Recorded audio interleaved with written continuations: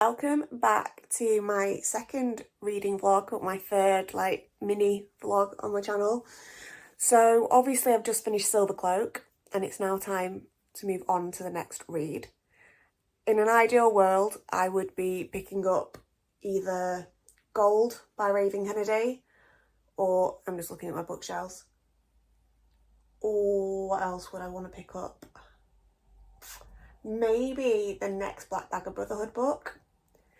But the book club that I'm a part of does a travelling book club and I need to get this read. So I'm going to start on Whisky Business by Elliot Fletcher. This is not a book I would pick up. There is nothing appealing to me out of this book. But the whole point of the TBC is that it's expanding our horizons, and you never know, this might end up being a favourite.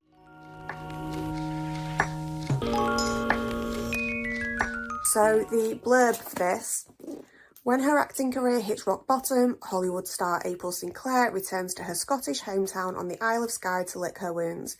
In desperate need of distraction, she sets her sights on restoring the family whiskey distillery to its former glory. But she wasn't expecting short-tempered and totally irresistible Malcolm McCabe to be the one in charge. Master distiller Mal has three loves in his life: whiskey, his dog, and silence. He has no time for the pampered princess, even if said princess is the one who got away. She'll grow bored and run back to her glamorous world eventually. But their shared desire to save the distillery will mean working a lot closer than either of them might wish. So it seems like it's your quintessential grumpy sunshine. I wonder how it'll end up. I mean, who am I kidding? I love a happy ever after. But I think this might be a bit too sickly sweet. I also feel like the usual format of these books is a third act breakup, which really winds me up. If there is some level of miscommunication trope in here, I might throw a tantrum.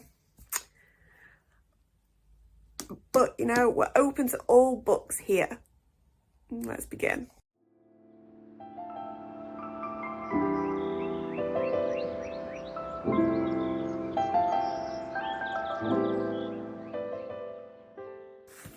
So one of the issues I'm having in this book is something that I have quite a lot when I read contemporary sort of romances and things like that. So April's granddad has died. By the sounds of it, she's only recently found out, but he died a few months ago. And I just really struggle to comprehend how that could happen. When would you not find it weird if you hadn't spoke to him every week like you would do usually? She's got friends on this island because it's where she grew up. Why did none of them ring her? She doesn't have a Facebook page where people are going to say, sorry for your loss. She's a relatively famous actress, so I feel like somehow something would get back to her. And that's why I struggle with contemporary books, because I can't help it, my brain just picks them apart.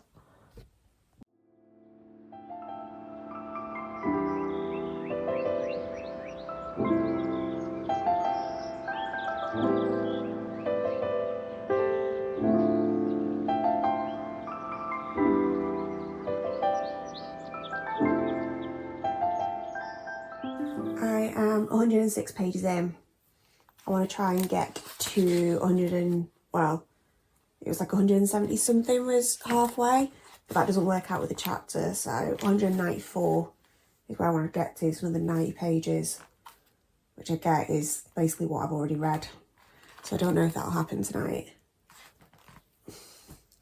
This book feels like a freebie that you'd get with something. I have no connection to the characters or the storyline, to be honest. But I've got to finish it.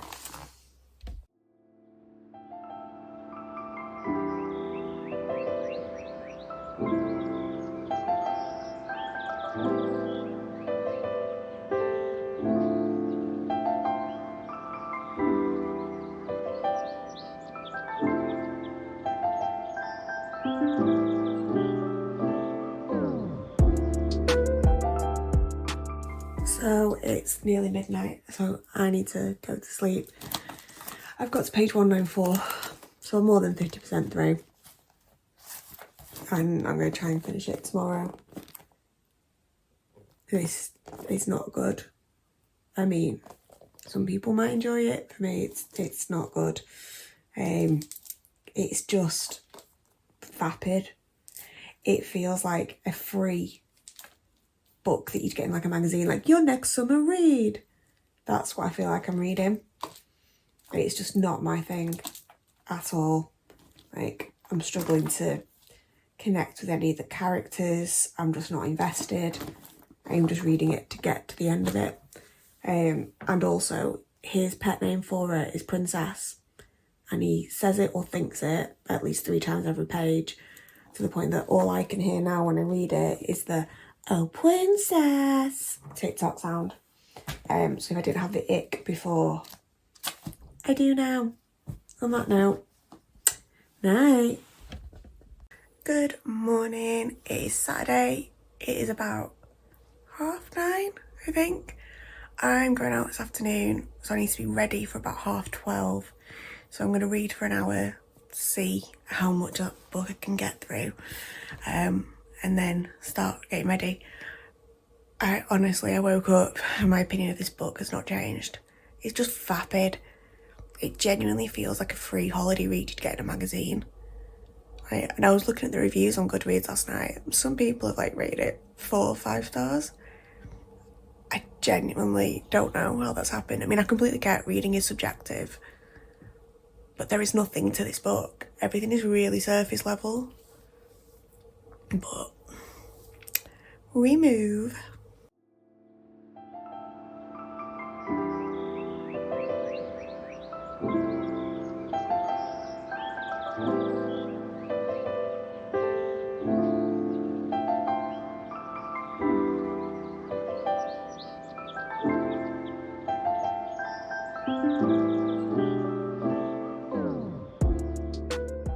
So I've got about 130 pages left now.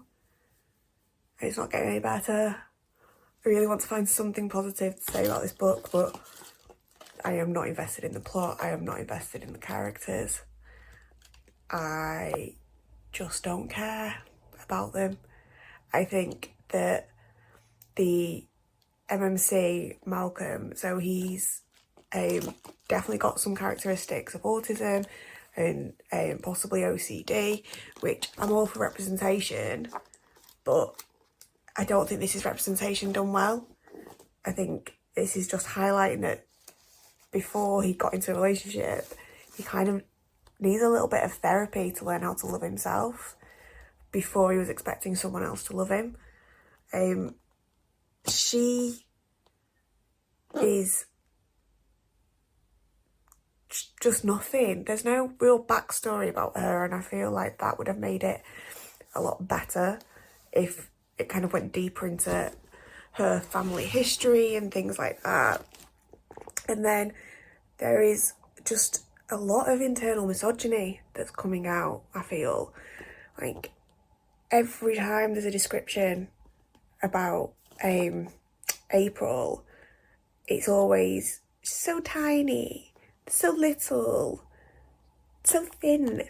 And I'm all for a descriptive term, do you know what I mean? Not for things to be inclusive, not every FMC can be curvy and all that, and that's great. But the mentioning it every few minutes just doesn't sit right with me. And there's just other little bits, like there was a bit about how a man should never go in a lady's handbag, and I'm like, you need to get her keys out when she's hammered. You're not, just do it. And then there was one other bit as well, I can't even remember, that just made my eyes roll. I was just like, the internal misogyny is really showing here. It's just not bringing anything to my day, to my life. I'm glad I was reading through it, because I would not be okay with this book taking me more than sort of 2 days to read.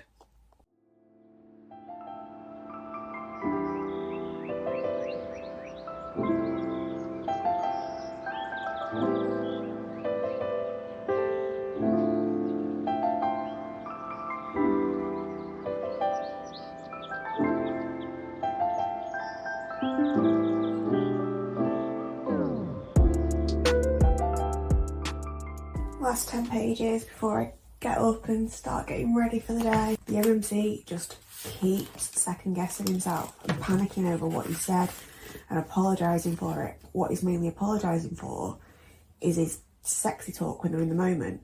And frankly, that is a mood killer if nothing else is. Oh god, now they're about to dance. They're about to slow dance in the kitchen. This is why I don't read fluffy romances. This is not for me. There are ways for consent to be written in and it not be a mood killer and it still be sexy. The way this is getting written in, it is a mood killer. Every time he does something, is it okay? Is it fine? I cannot read him calling her princess one more time. Oh, princess! I really wish the notes I was writing were deep and meaningful, but they're not. But yeah, so I've got to page 293 this morning. So I've got my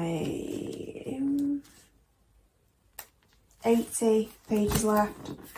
I'm out for lunch and drinks with the girls today. So depending on how I feel when I get back, I might either finish it tonight or either way that's getting finished tomorrow and posted onto Kimberly and out of my life. This book has no redeeming qualities for me. Good evening. It is Sunday night. I've got about 80 pages left of this, so I'm hoping I can just smash this out, and then this book is only taking me 3 days and I can start the week reading something I actually want to read, which would be nice. Wish me luck.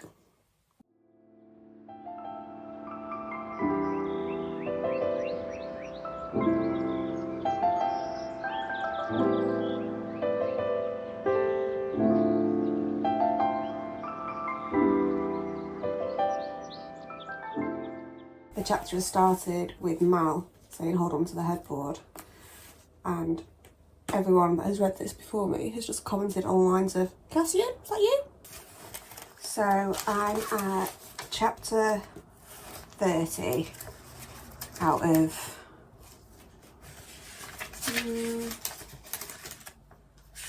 an epilogue out of 34, so I'm really near the end. This book just has no plot. It's just so fluffy and sickly sweet, and it's bringing nothing to the table. Like, fluffy romance absolutely isn't my thing, but I don't despise it. I can enjoy a decent one, but this has got no substance. I have no connection to the characters. I just don't understand what's going to happen in those last few pages. They're together. Do you know what I mean? If this could have ended 50 pages ago, 100 pages ago. Like, it's kind of now just giving, I had a word count and I needed to reach it. There's now a sort of subplot going on where Mal's dad has got Alzheimer's. Again, there's like 30 pages left in this book, so it's not bringing anything to the story. It very much feels like an afterthought. Oh God, we need to put something heartfelt in here. It's pretty much ending on the fact they've agreed to get married tomorrow. I'm not married, never have been, but that's not how weddings work. You can't just get married 24 hours later. It just used the word folds. Not okay.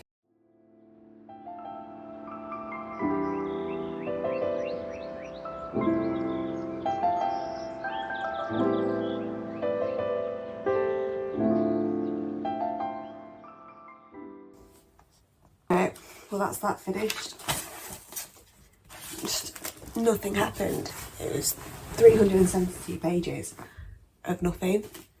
I don't think it helped that I don't like second chance romances. I don't like friends to lovers. They just don't do anything for me. I just think if it was going to happen, it would have happened, and it's just not something I can get invested in. But there was just no plot to it. And then at the end, the author just started throwing subplots into it and seeing if she could make one stick. It was, yeah, not for me. I think this will be getting a 2-star because I can see how someone might enjoy it. It's not, to me, like, it isn't offensive. It's half the problem is it's decidedly unoffensive. So I'd give it 2 stars. But yeah, no thank you. Hopefully the next one will be better.